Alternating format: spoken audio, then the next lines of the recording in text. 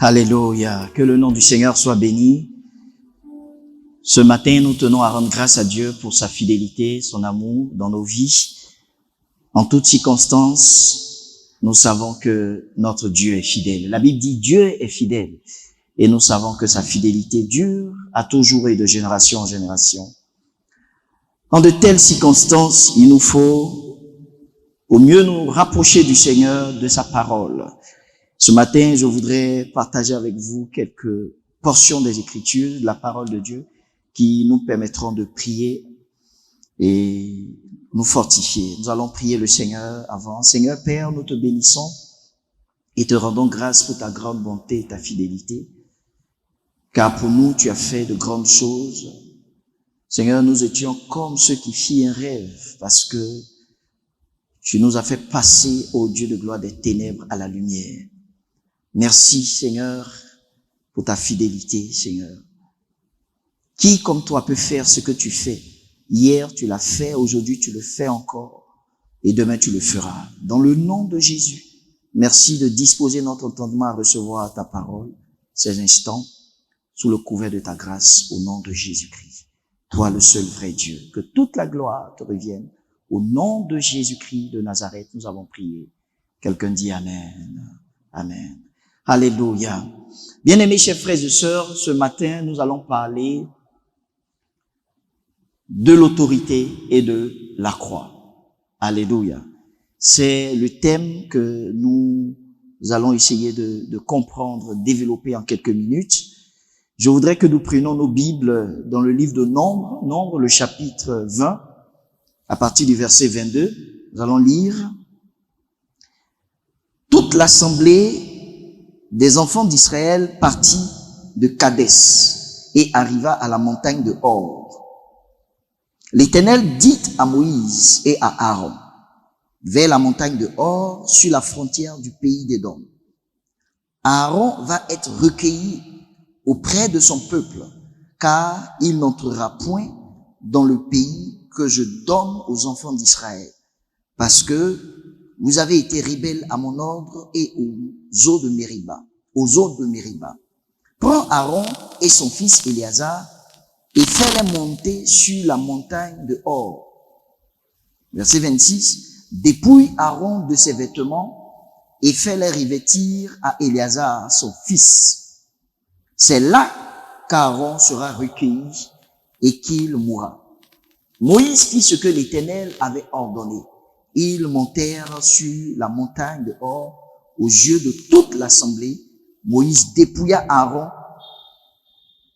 de ses vêtements et les fit revêtir à Éléazar, son fils. Aaron mourut là, au sommet de la montagne. Moïse et Éléazar descendirent de la montagne. Toute l'assemblée vit Aaron, qu'Aaron avait expiré, et toute la maison d'Israël pleura Aaron pendant 30 jours. Alléluia.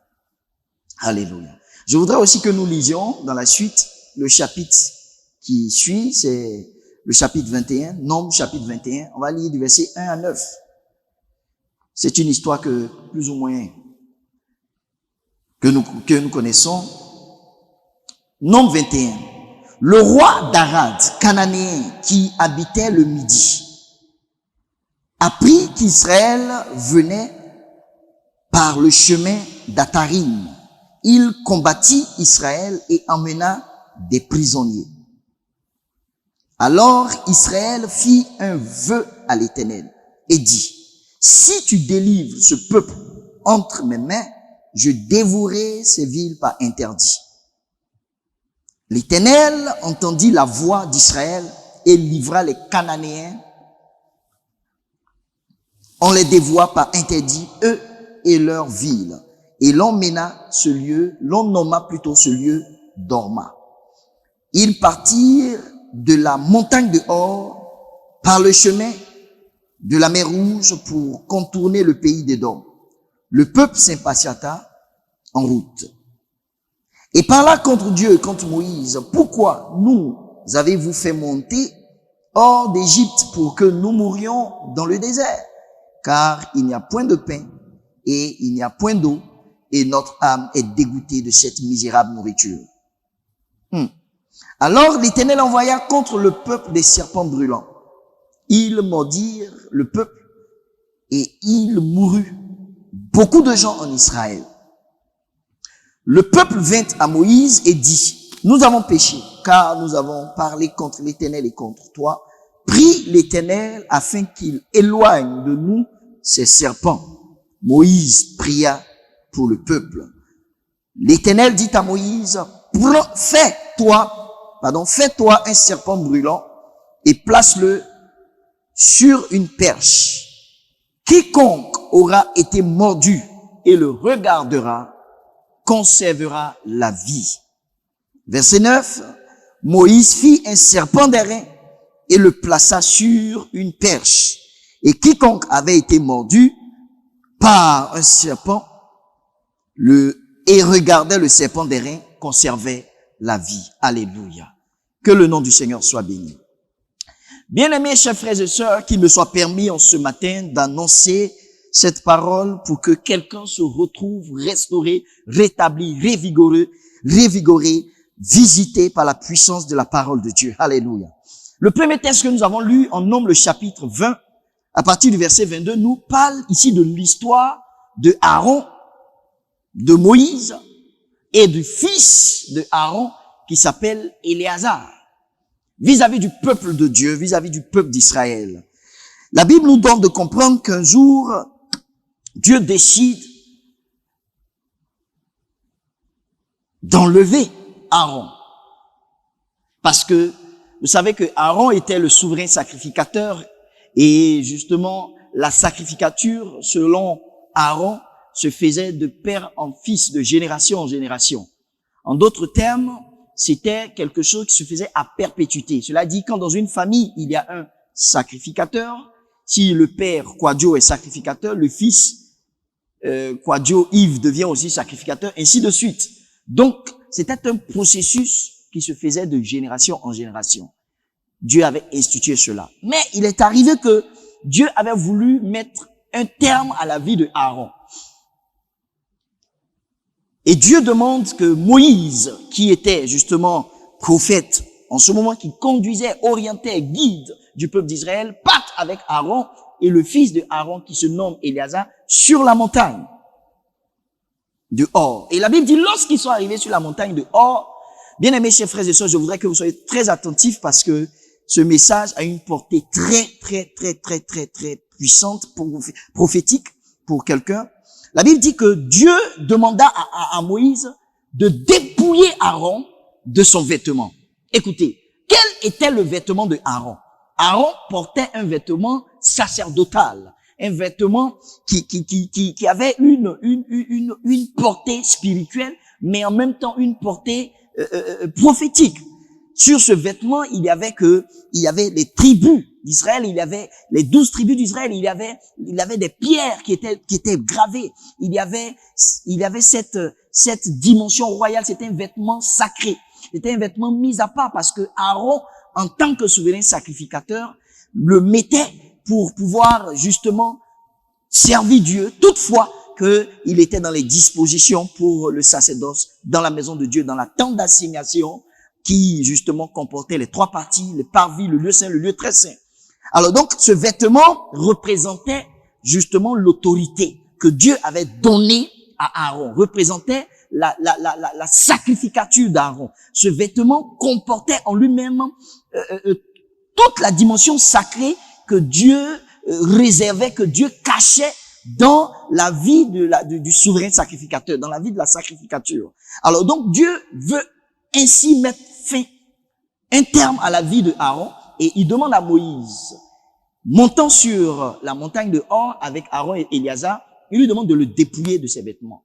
Bien aimés chers frères et sœurs, j'ai essayé de réfléchir, mais pourquoi est-ce que Dieu ne le tue pas alors qu'il veut le tuer, quand bien même que le vêtement est chez lui? En d'autres termes, j'ai compris que Dieu ne peut pas lui-même se contredire parce que le vêtement qu'il a mis sur Aaron est un vêtement d'autorité, est un vêtement de vie, est un vêtement de force, est un vêtement de puissance. Aaron ne pouvait pas mourir aussi longtemps que le vêtement était sur lui. Donc Dieu, le sachant, demande qu'on enlève ce vêtement et qu'on le porte à son fils Éléazar. Ah! Vous savez, bien aimés chers frères et sœurs, chacun de nous a un vêtement. Il est bon de comprendre que ce vêtement de sacerdotal que Aaron mettait aujourd'hui à une portée en Christ est un vêtement que tout enfant de Dieu porte. Parce que la Bible dit dans Romains le chapitre 13, au verset 14, la Bible dit revêtez Christ. Alléluia. Il dit revêtez-vous Christ. Il faut que Christ soit notre revêtement. Donc c'est un vêtement que chaque enfant de Dieu a. Ce vêtement est le symbole de l'autorité, de la puissance, de la vie, de la force. Aussi longtemps que ce vêtement est sur une personne, il est impossible que cette personne soit atteinte par une quelconque calamité, une quelconque œuvre des ténèbres. Je le dis bien.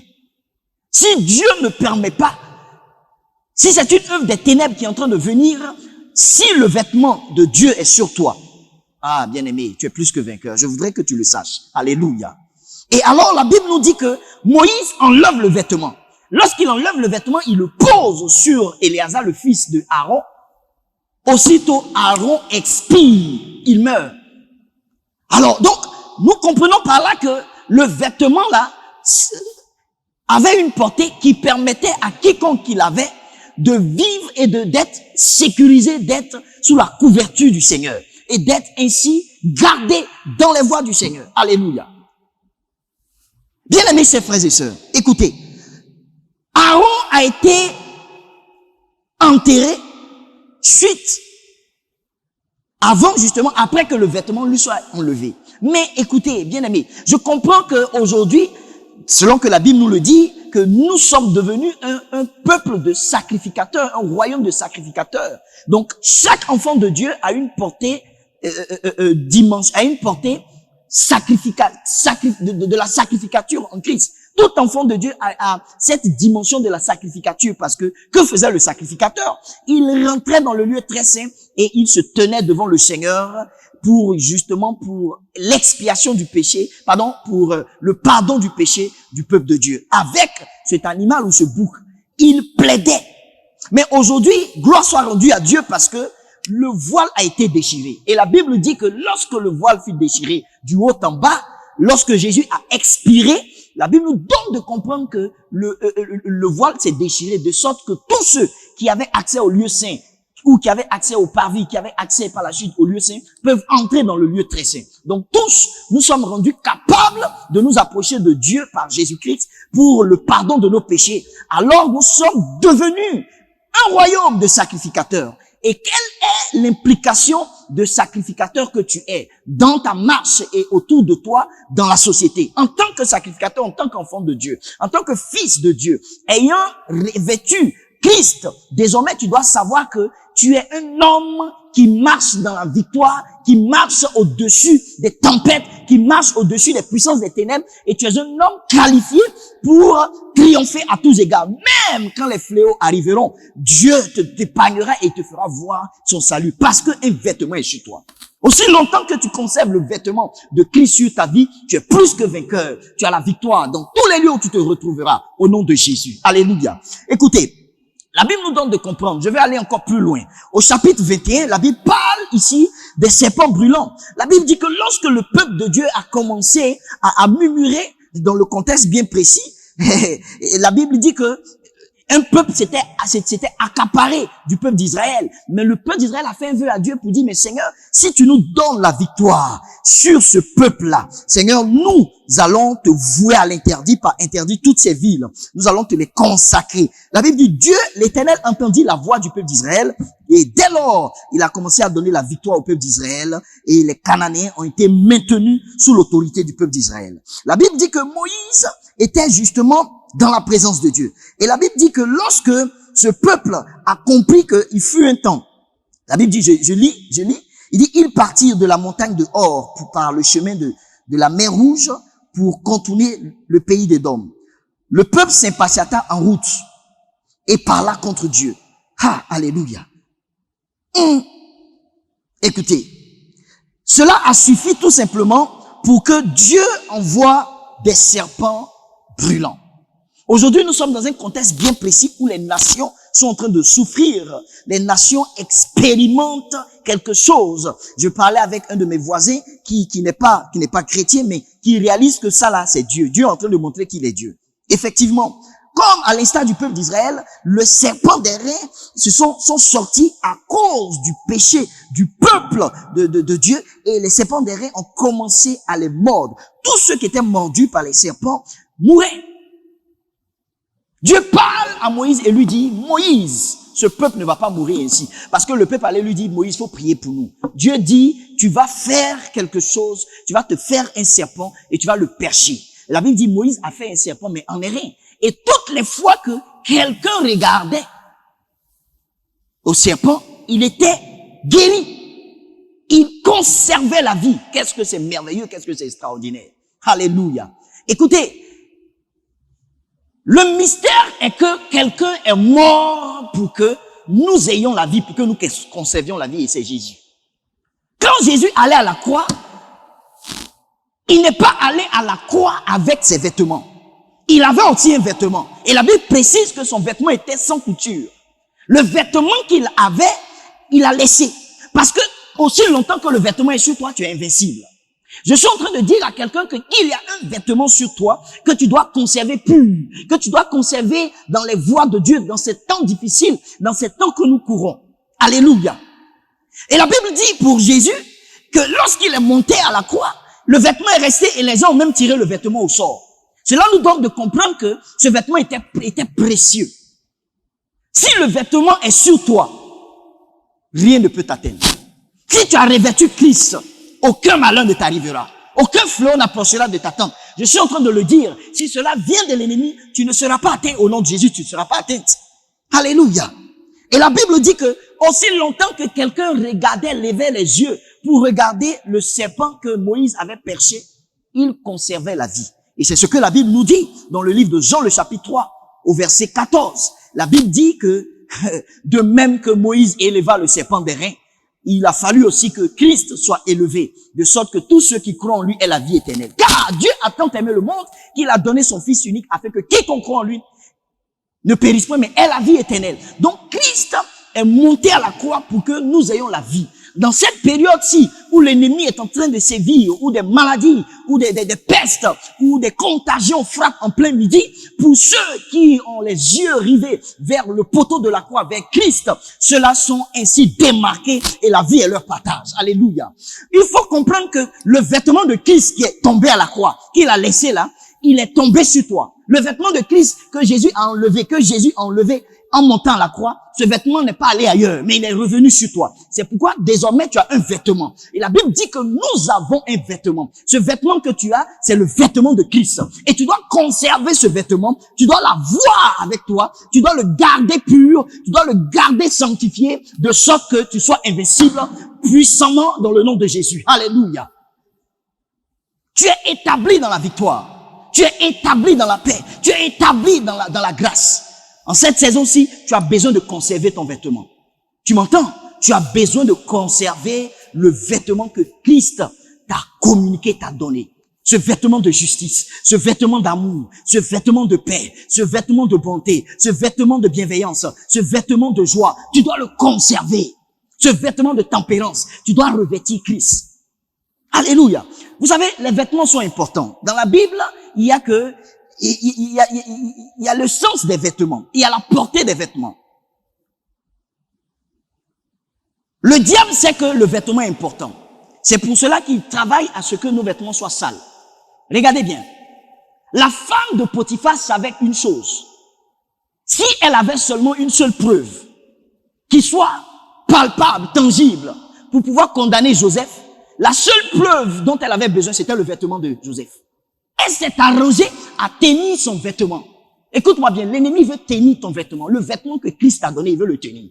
Il veut le prendre comme une preuve. Brandir cela pour dire, écoute, j'ai pu avoir la même issue, mais cela n'arrivera pas au nom de Jésus. Tu es plus que vainqueur. Alléluia. Lorsque le fils prodigue est allé et qu'il est revenu, son père a demandé qu'on lui fasse un vêtement, un nouveau vêtement. Le vêtement a une portée importante. Il y a un vêtement que Christ t'a donné. Ne laisse rien ni personne prendre ce vêtement. Vous comprenez? Donc, dans cette saison-ci, il vous faut garder votre vêtement pour que vous soyez invincible au nom de Jésus.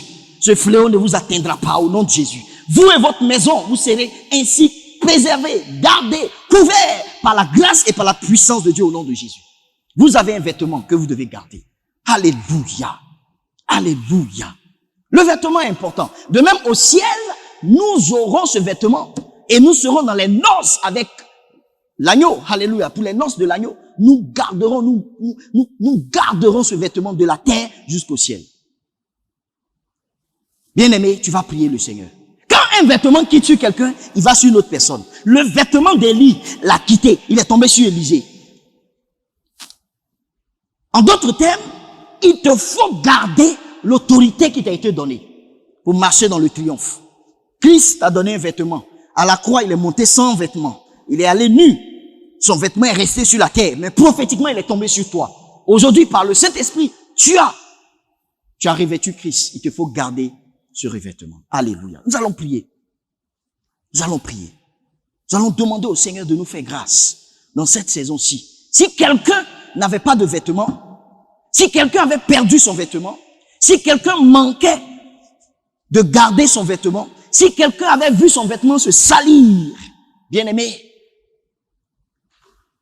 ce matin, tu vas prier, demander au Seigneur de te revêtir, de renouveler ce vêtement. Écoutez, la Bible nous parle du souverain sacrificateur. La Bible parle de Zacharie au chapitre 3. L'ange de l'Éternel est venu et a commencé à l'accuser pour lui dire, oh, toi, tes vêtements sont sales. Tu dis tu es sacrificateur, tu dis tu es enfant de Dieu, tu dis tu es serviteur de Dieu, mais regarde ton vêtement. Le diable vient pour accuser. Son travail, c'est de nous accuser. On l'appelle l'accusateur des frères. En Zacharie, le chapitre 3, lorsque l'ange s'est tenu, lorsque le diable, Satan plutôt, s'est tenu pour accuser Zacharie, un ange est venu du Seigneur. Alléluia. Et l'ange a demandé qu'on change le vêtement de Zacharie, qu'on change le vêtement du serviteur, qu'on le revête d'un vêtement de fête, alors qu'il avait un vêtement. Oh, bien-aimé, selon les conditions dans lesquelles il était, son vêtement était devenu un vêtement d'impureté. Donc, le diable avait accès à lui. Le diable pouvait parler sur lui, parce qu'il avait perdu de son autorité. Si tu perds de ton autorité par ton vêtement, le diable va pouvoir t'accuser. Les maladies bizarres vont pouvoir atteindre ta vie. Mais je déclare dans le nom de Jésus, dès ce matin, tu es restauré au nom de Jésus. Là où tu te trouves, à l'écoute de ce message, tu es rétabli. Le Seigneur te rétablit en toutes choses. C'est pourquoi nous allons prier le Seigneur. On va demander à Dieu de nous rétablir, de nous donner ce vêtement. Si ton vêtement a été sale, il peut être renouvelé. Même si tu es parti comme le fils prodigue, lorsque tu reviendras au Père, le Père ordonnera qu'on tue le veau gras. Alléluia. Le Père ordonnera qu'on te mette un anneau et qu'on te revêtisse d'un vêtement nouveau.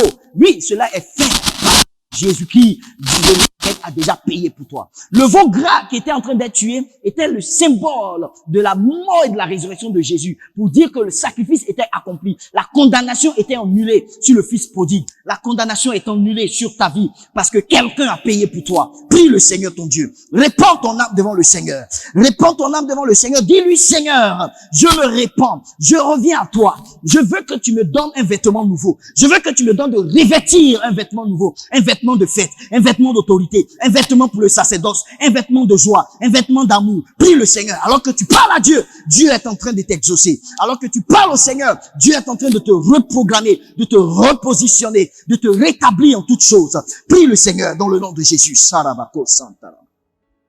Oh Dieu, ce que nous demandons, Père, c'est que quelqu'un se voit restauré, se voit rétabli, Père, par la puissance du nom de Jésus. Nous savons que par la croix, nous avons la victoire. Jésus est monté à la croix nu, il a laissé son vêtement, mais ce vêtement est tombé sur nous. C'est le vêtement de l'amour, le vêtement de l'autorité, le vêtement de la force, le vêtement de joie, le vêtement d'amour, le vêtement de fête, Seigneur, au nom puissant de Jésus. Mais dans cette circonstance, nous voulons saisir le vêtement de l'autorité, le vêtement du souverain sacrificateur, le vêtement qui nous donne d'entrer dans ta présence, le vêtement qui nous donne d'aller dans le lieu très saint et de déclarer que désormais Christ a payé pour nous, au travers lequel nous crions Abba Père. Le vêtement qui nous donne de prendre autorité sur les puissances des ténèbres, les puissances maléfiques, les œuvres des ténèbres, les contagions qui frappent en plein midi. La Bible dit, celui qui demeure sous l'abri du Très-Haut repose à l'ombre du Tout-Puissant. Je dis à l'Éternel, mon refuge et ma forteresse, le Dieu en qui je me confie. Oh bien-aimé, tu vas prier le Seigneur. Dans cette circonstance où la peste est en train de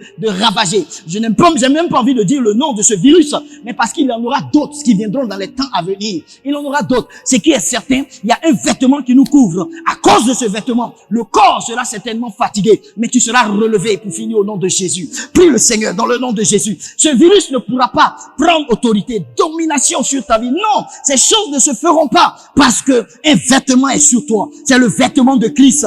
Lui, Éléazar a revêtu le vêtement de son père Aaron. Lui, bien aimé, il a fallu que Aaron meure pour que Éléazar prenne le vêtement. Il a fallu que Jésus meure pour que son vêtement soit sur toi. Bien aimé, tu as un vêtement. Tu es invincible désormais. Dans le nom de Jésus, dans le nom de Jésus, nous repoussons toute présence ténébreuse, toute puissance ténébreuse, toute maladie, toute peste qui est en train de venir contre les nations, contre nos familles. Nous disons arrière de moi au nom de Jésus. Prions le Seigneur notre Dieu. Prie le Seigneur. Tu as encore 2 minutes. Prie le Seigneur. Karababa santelebro.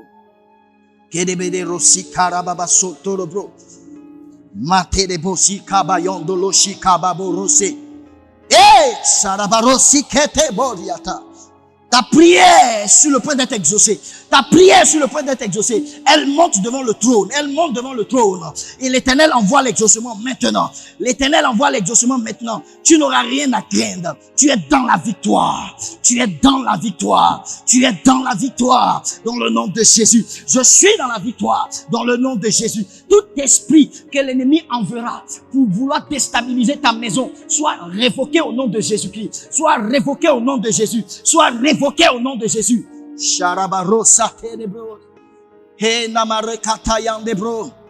Oh, j'ai besoin de toi, Seigneur. Oh, j'ai besoin de toi. Oh, j'ai besoin de toi, seul. De toi, Père. J'ai besoin de toi. Est-ce que tu peux lui dire, là où tu es, que tu as besoin de lui? Oh, besoin de toi, j'ai besoin de toi seul, de toi, Père, j'ai besoin de toi. Alors que tu le dis, il arrive à toi, il arrive à toi, il arrive à toi. Il change toutes choses. Désormais, ne culpabilise plus parce que quelqu'un a payé pour toi. Quelqu'un a pris tes fautes à la croix. Quelqu'un a effacé tes fautes. Quelqu'un t'a rétabli. Quelqu'un t'a revêtu. Quelqu'un t'a couvert. Quelqu'un a manifesté sa grâce sur ta vie. Et c'est Jésus-Christ de Nazareth. En son nom, tout genou fléchit, toute langue confesse qu'il est Seigneur à la gloire de Dieu le Père. Écoute-moi bien. Je ne sais quel nom qui se peut nommer dans le siècle à venir. Mais dans ce siècle présent, Jésus nous a donné la victoire sur tous ces noms-là. La Bible nous le dit en Éphésiens. La Bible nous donne de comprendre que Jésus-Christ a vaincu les dominations. Écoutez-moi bien. Lorsque Jésus est mort à la croix, il n'est pas resté à la croix, mais il est rentré dans le tombeau. Il n'est pas resté dans le tombeau. Il est allé s'asseoir à la droite du Père. Et la Bible dit que Christ, la Bible dit, il nous a ressuscités ensemble et nous a fait asseoir ensemble dans les lieux célestes en Jésus-Christ, afin de montrer dans les siècles à venir l'infinie richesse de sa grâce et par sa bonté envers nous en Jésus-Christ de Nazareth. Alléluia. La Bible dit, nous avons été ressuscités ensemble. Dans Éphésiens le chapitre 2, à partir du verset 6. Écoute-moi, là où tu es, tu as une posture de personne élevée. Tu es ressuscité là où tu es. Écoute-moi bien. Et tu n'es pas n'importe qui, mais tu es assis à la droite du Père, au-dessus de tout. Écoute, la Bible nous le dit en Éphésiens le chapitre 1, au verset 20. La Bible dit, il a déployé en Christ, en le ressuscitant des morts, en le faisant asseoir à sa droite dans les lieux célestes. Christ est assis à la droite du Père dans les lieux célestes. Et la Bible dit au-dessus de toute domination, au-dessus de toute autorité, au-dessus de toute puissance, alléluia, de toute dignité, de tout nom qui se peut nommer, non seulement dans le siècle présent, mais encore dans le siècle à venir. Dans ce siècle présent, il y a un nom qui fait ravage, qu'on appelle Ebola, qu'on appelle coronavirus. La Bible dit Jésus est assis au-dessus de tous ces noms. Et la Bible dit en Éphésiens le chapitre 2, au verset 6, qui nous a ressuscités ensemble. Alors que lorsque Christ ressuscitait, moi aussi je ressuscitais avec lui. J'ai une position, une posture d'autorité. Je suis assis à la droite de Dieu, au-dessus du coronavirus. C'est pourquoi j'annonce que le coronavirus, même les noms à venir, les maladies à venir, n'ont pas autorité sur toi. Parce que Christ est ressuscité avec toi. Dis Amen et déclare ta victoire dans le nom puissant de Jésus. Nous commandons la fin de ce règne, la fin de cette maladie. Nous commandons au nom de Jésus Jésus-Christ, que ce virus aille loin, renvoyé dans les lieux arides. Dans le nom de Jésus, cette peste n'a plus de pouvoir sur nos vies, sur nos destinées. Père, merci pour ta grâce. Merci pour nos familles. Merci pour nos maisons. Oui, Seigneur, nous savons que tu es fidèle. Regarde comment tu es bon. Regarde à ta bonté. Ne regarde plus aux faiblesses, aux péchés des hommes. Mais regarde qu'il y a quelqu'un qui est déjà mort à la croix. Oui, son nom c'est Jésus, ton Fils bien-aimé que tu as envoyé. Oh, il a accompli l'ultime sacrifice à cause de ce fait. Oh, Père de gloire, aie miséricorde, aie miséricorde, aie miséricorde. Lorsque ce temps exterminateur, cette maladie dévastatrice passera, Seigneur, à cause de ce que le sang de l'agneau est sur nos poteaux, est sur nos linteaux, est sur nos âmes, est sur nos fronts, Seigneur Dieu, cet esprit passera outre, cette maladie passera outre, et tes fils et tes filles sont plus que vainqueurs, dans le nom de Jésus. Aucun malheur ne t'arrivera, aucun fléau n'approchera de ta tente. De tes yeux seulement, tu regarderas et tu verras la rétribution des méchants. Que le nom du Seigneur soit béni. Ce matin, nous bénissons le Seigneur pour cette victoire. Conserve ce vêtement que tu as reçu par la croix en Jésus-Christ de Nazareth. Au nom de Jésus-Christ, nous avons prié. Que toute la gloire lui revienne. Amen. Gloire à Dieu. Que Dieu soit béni. Shalom.